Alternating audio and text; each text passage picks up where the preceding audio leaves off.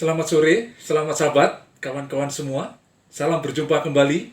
Renungan kita pada sore hari ini bertemakan bagaimana kita lebih bisa bangkit dari kesulitan, termasuk di dalamnya di masa COVID-19 ini. Di masa pandemi COVID-19 ini, kita bersyukur sebagian besar dari antara kita seperti tidak terdampak.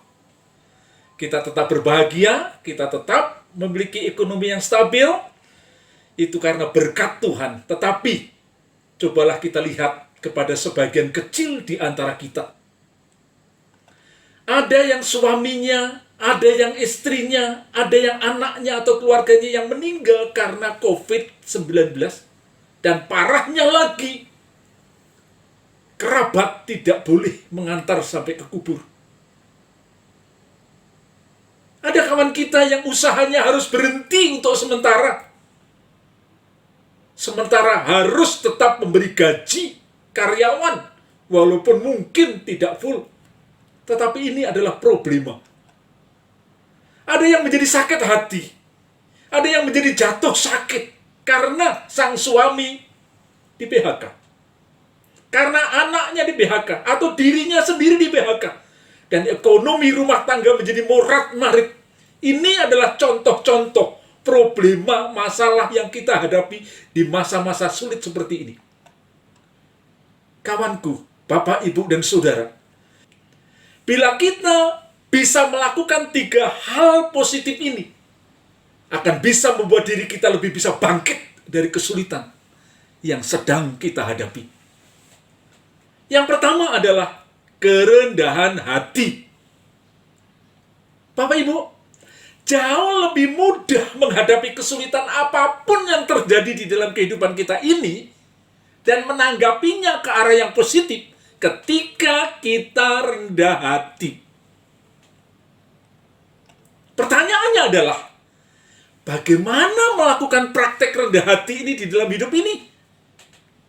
Coba kita dengar saran nasihat dari Bunda Teresa, seorang yang melayani di Kalkuta kepada kaum papa, orang-orang miskin. Beliau mengatakan demikian.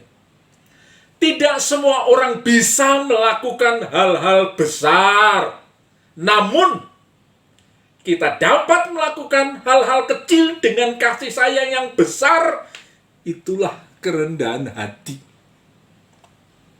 Melakukan hal-hal kecil dengan kasih sayang yang besar mungkin saja itu tidak tampak penting bagi kita. Tidak begitu banyak manfaatnya bagi kita. Tetapi ingatlah, di masa-masa sulit seperti ini itu akan sangat bermanfaat bagi orang-orang lain. Untuk itulah tetap milikilah rendah hati. Cobalah di masa sulit ini kita pulang. Besok pagi barangkali melihat tetangga kanan kiri. Coba kita lakukan hal-hal kecil dengan landasan kasih sayang seperti kita ramah kepada tetangga. Kita mengucapkan terima kasih. Kita bisa menolong siapapun yang bisa kita tolong. Hal-hal kecil ini akan menjadi berdampak luar biasa kalau kita lakukan dengan penuh kasih sayang. Bapak Ibu, kerendahan hati seringkali menjadi pembeda saat kita menghadapi kesulitan hidup. Pembeda apa? Anda akan lebih gampang menemukan jalan keluar atau tidak. Banyak sekali ditentukan oleh kerendahan hati ini. Untuk itu tetaplah menjadi umat Tuhan yang rendah hati. Sikap positif yang kedua adalah bersedia belajar, atau dalam bahasa sehari-hari disebutkan bersedia memetik hikmah dari semua yang kita lihat dan yang kita alami. Nelson Mandela, pemimpin Afrika Selatan, sebelum ia memimpin Afrika Selatan sebagai presiden Afrika Selatan, dia pernah dipenjara selama 27 tahun. Setelah ia keluar dari penjara, ia sering mengucapkan kata-kata yang indah ini. Dia katakan demikian. Kehilangan tahun-tahun terbaik dalam hidup Anda adalah tragedi. Tetapi Anda bisa mempelajari banyak hal. Sulit menyebut sesuatu sebagai kegagalan jika Anda belajar banyak memetik hikmah dari hal itu. Bapak Ibu, mungkin 4 bulan atau 5 bulan masa pandemik Corona ini adalah tahun-tahun yang seharusnya bulan-bulan emas. Dan itu telah menjadi sesuatu yang tidak baik kelihatannya.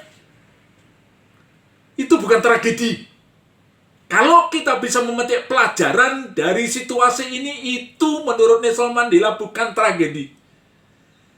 Karena firman Tuhan katakan, Tuhan turut bekerja di dalam segala sesuatu untuk mendatangkan kebaikan bagi mereka yang mengasihi Dia. Bapak Ibu, pada waktu muda kita ingin terlihat lebih baik, bukan? Kita ingin terlihat lebih hebat. Pada waktu muda kita justru ingin mengajari orang lain daripada belajar dari orang lain. Tetapi dengan berjalannya waktu, dengan bertambahnya usia, kita menyadari sebenarnya kunci keberhasilan itu adalah mau belajar dan mau diajari oleh siapapun. Nah, bagaimana menyikapi pembelajaran ini?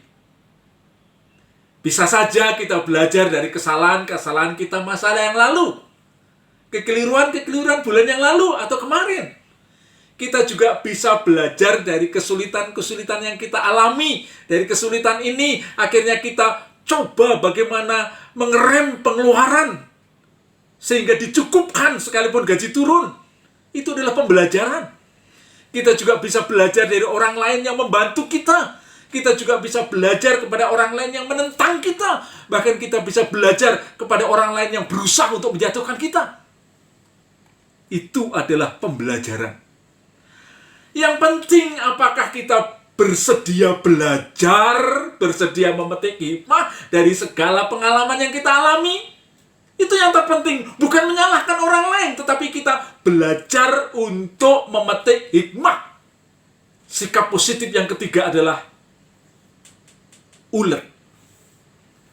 Untuk mempertahankan sikap positif, kita harus ulet, Bapak Ibu. Dan tidak membiarkan hal yang negatif itu menguasai kita. Kita tidak boleh berlama-lama memendam apa?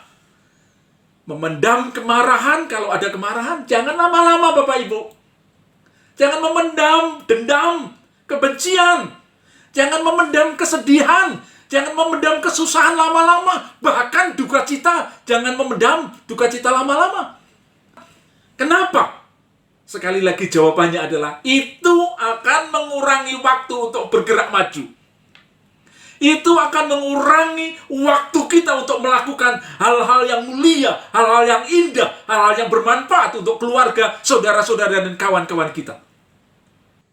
Jadi, saudara-saudaraku, kawan-kawanku, dengan melakukan 3 hal yang positif ini, yaitu 1, tetap di dalam kerendahan hati dan bergantung sepenuhnya kepada Tuhan. Dan yang kedua, gantinya kita menyalahkan orang lain, gantinya kita menyalahkan pihak lain, tetapi kita mau belajar memetik hikmah dari setiap pengalaman kehidupan kita pada saat ini dan masa-masa yang lalu.